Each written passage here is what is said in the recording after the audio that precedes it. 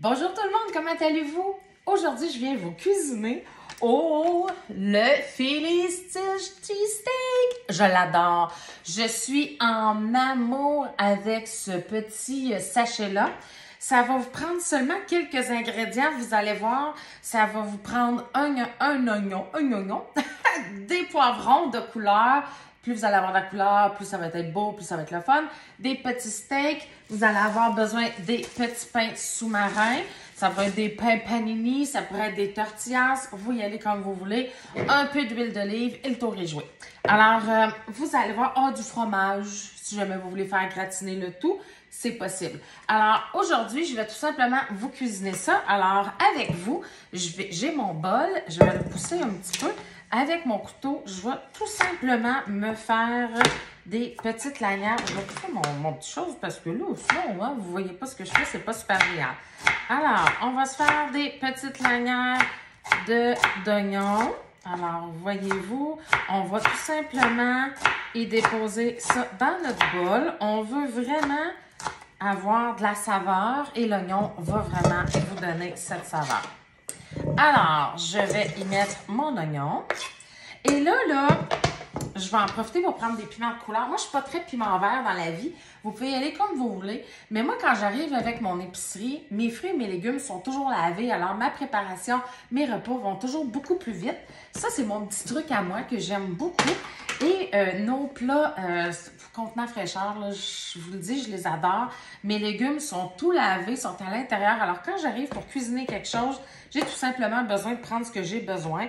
Alors, je vais me prendre une moitié de piment rouge, jaune et orange parce que je veux de la couleur. Ah oui, j'en profite pour vous montrer le séparateur. Ça me permet de séparer les légumes que je vous dirais que j'aime un petit peu moins qui se touchent. Alors, séparateur et dans le fond, il y a un beau petit rack qui permet que les aliments ne touchent pas à l'eau de légumes qui vont dégager.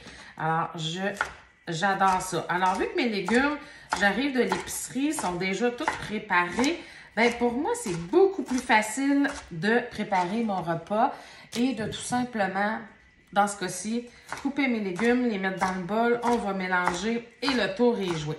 Alors, voyez-vous, mes piments vont être tous dans mon bol. Hein? Jusque-là, je pense que c'est pas trop compliqué. Hein? Honnêtement, vous auriez pu mettre un piment vert.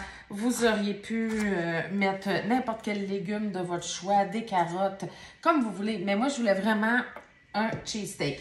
Alors, j'ai des beaux petits steaks, vous savez, comme ça. Vous pourriez aussi avoir un restant de steak fondu aussi, qui serait super intéressant. Voyons, je veux pas cette petite affaire-là. Alors, ce que je vais faire, parce que moi, j'aime ça quand ça va vite, la vie, là. Hein? J'aime ça quand ça va vite, fait que je vous donne mes trucs. Je vais tout simplement les mettre un par-dessus l'autre, comme ça. Et je vais venir tout simplement faire des languettes parce que mon couteau est fantastique. Il coupe comme un charme, voyez-vous. J'adore ce couteau en céramique. Si c'est quelque chose que vous n'avez pas encore dans votre cuisine, moi j'en ai deux parce que j'en ai un que je garde pour mes tomates. Je vais être sûre qu'il soit toujours bien affilé parce qu'il faut savoir qu'on n'a pas besoin d'affiler ce couteau. Mais c'est certain qu'à un moment donné, au bout de 2-3 ans, hein, ça demande plus d'attention. Alors moi, mon couteau, étant donné que je ne veux pas que mes tomates s'écrasent, j'en ai deux. Et les miens, je les ai depuis déjà 4 ans. Je vous le dis, ils vont merveilleusement bien. Alors, j'ai toutes défait mes petits steaks, voyez-vous. Je vais enlever ça pour la contamination. Je vais juste me laver les mains. Et le tour est joué. On arrive à mettre l'enveloppe. Hey, c'est pas long, hein, à date, avouez. Puis je vous le dis, je suis en train de me timer en même temps de me filmer. Et on va pouvoir voir ensemble le temps que ça va avoir pris parce que j'ai vraiment fait la préparation de A à Z avec vous. La seule chose que j'avais préparée, c'était d'éplucher mon oignon. Hein? Fait que je pense pas que ce soit ça qui fasse une grosse différence dans le temps. Alors, je mets l'enveloppe au complet. On va se mettre une cuillère à table d'huile d'olive. Moi, j'y vais à l'œil parce que je n'ai pas trop de misère avec ça. Et ensuite, on va bien mélanger pour que tout soit bien enrobé. Allez pas me dire que jusqu'à date, c'est difficile comme repas, hein? Je vous le dis. C'est vraiment merveilleux. Et là, vous auriez pu avoir aussi des morceaux de poulet, hein? Vous auriez pu avoir de la dinde. Vous auriez pu avoir aussi carrément de la viande hachée et faire des petites mini boulettes pour mettre dans votre pain. C'est à l'infini, là, ce qu'on peut faire. Pour vrai, c'est délicieux. Alors là, tout est bien mélangé, hein, voyez-vous. Je me suis préparé ma plaque. Pourquoi j'ai mis ça dessus? C'est assez simple. Premièrement, ma plaque et mon tapis en silicone. Je suis certaine que rien ne va coller. Ma plaque, ça fait un bon 4-5 ans, certain que je l'ai. Et regardez comme elle est belle. C'est de qualité professionnelle. J'ai le fameux tapis en silicone pour que rien colle dessus. Et je mets ça parce que je veux pas que ma viande boue dans son jus. Alors, juste en l'étendant bien dessus, je vais mettre ça au four environ une quinzaine de minutes, je vous dirais. Et je vais tout simplement attendre que le tout soit cuit. Là, je l'éteins avec mes mains là, parce que je me rends compte que mon steak n'est pas tout bien séparé. Et je veux que ça soit vraiment, vraiment savoureux.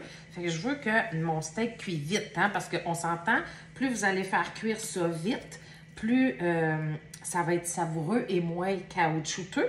Alors, on s'assure de bien l'étendre sur la plaque. Je pense que ça va être l'étape qui va vous prendre peut-être un peu plus de temps. Puis, un coup que c'est cuit, là, c'est 15 minutes au four, c'est vraiment pas long. Et là, vous allez prendre vos fameux pains que je vous parlais tantôt. Hein? Vous allez prendre les fameux pains et vous allez les couper à l'horizontale. Vous pouvez les faire griller si vous voulez sur une poêle striée. C'est vraiment génial aussi comme saveur. Et vous allez pouvoir y mettre du fromage. Moi, j'aime beaucoup le Monterey Jack dans ce genre de recette-là. Ou l'halloumi. Vous auriez pu faire griller du fromage halloumi aussi. Et vous allez servir ça dans votre pain avec de la salade. Le tour est joué, votre repas est prêt. Ça m'a pris 7 minutes. Vous parlez de ça. On va mettre ça une dizaine, 5-10 minutes au four. Alors, en même pas 10-15 minutes, votre repas est prêt. Mettons 20 minutes pour calculer la salade si vous mettez de la salade. Aussi simple que ça avec Épicure. Bye tout le monde, bonne fin de journée, bon appétit!